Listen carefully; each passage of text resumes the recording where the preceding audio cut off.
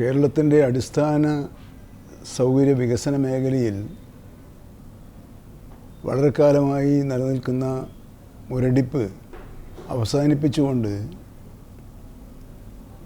നിശ്ചിത സമയപരിധിക്കുള്ളിൽ ഹ്രസ്വകാലാടിസ്ഥാനത്തിൽ വൻ കുതിച്ചുചാട്ടത്തിന് വഴിയൊരുക്കുന്ന ഒരു പദ്ധതി എന്നുള്ള നിലയിലാണ് 1999 കിഫ്ബി രൂപീകരിച്ചുകൊണ്ടുള്ള ഉത്തരവായത്. അടിസ്ഥാന സൗകര്യ വികസന മേഖലയിൽ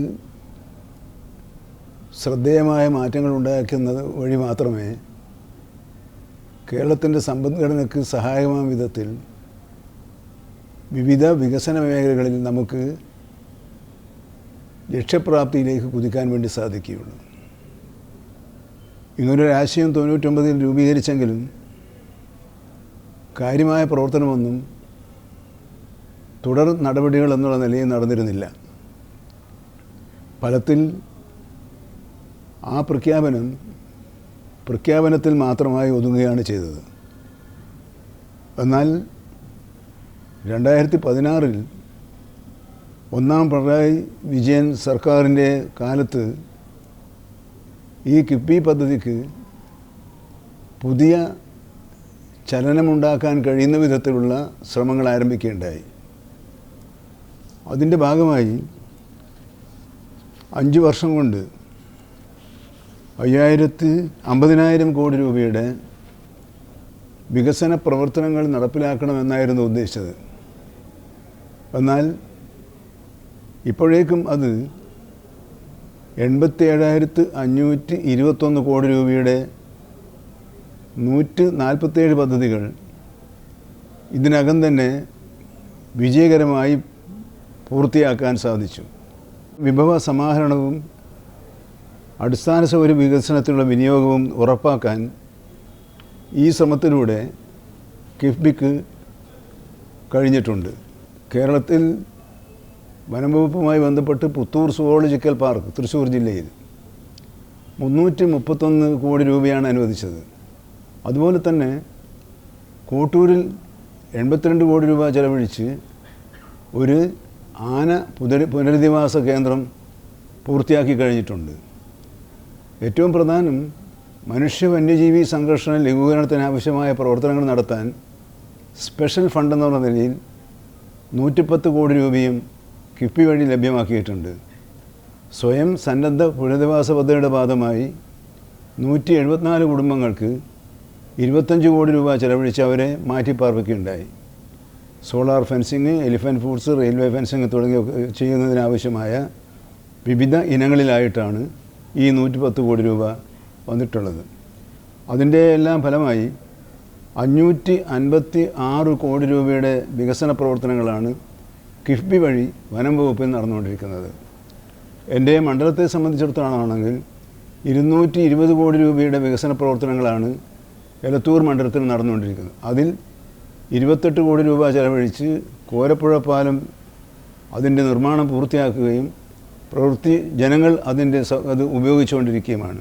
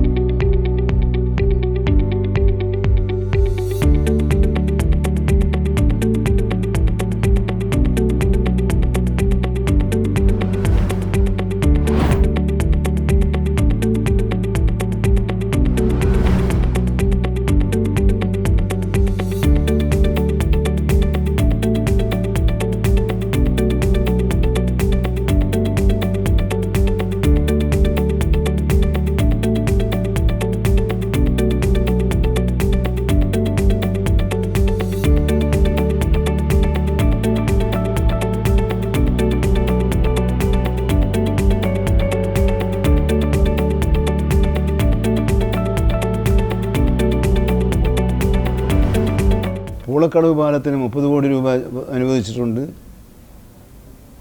ഹയർ സെക്കൻഡറി സ്കൂളുകളിന് 5 കോടി രൂപ, മറ്റൊരു ഹൈസ്കൂളിന് 3 കോടി രൂപ, പറമ്പിൽ ഗവൺമെൻറ് ഹയർ സ്കൂളിന് 3 കോടി രൂപ തുടങ്ങി സ്കൂളുകളുടെയും പാലങ്ങളുടെയും വികസനത്തിന് വേണ്ടി അനുവദിച്ച തുകയോടൊപ്പം തന്നെയാണ് കോഴിക്കോട് ബാലുശ്ശേരി റോഡിൽ 151 കോടി രൂപ ചെലവഴിച്ച് ഒരു ആധുനിക രീതിയിലുള്ള റോഡ് നിർമ്മിക്കുന്നതിനുള്ള അനുവാദം ലഭിച്ചിട്ടുള്ളത്. ഇത് സംബന്ധിച്ച 19(1) പ്രകാരമുള്ള നോട്ടിഫിക്കേഷൻ ഈ ആഴ്ച തന്നെ പുറപ്പെടുവിക്കാൻ കഴിയുമെന്നാണ് ജില്ലാ കളക്ടർ അറിയിച്ചിട്ടുള്ളത്.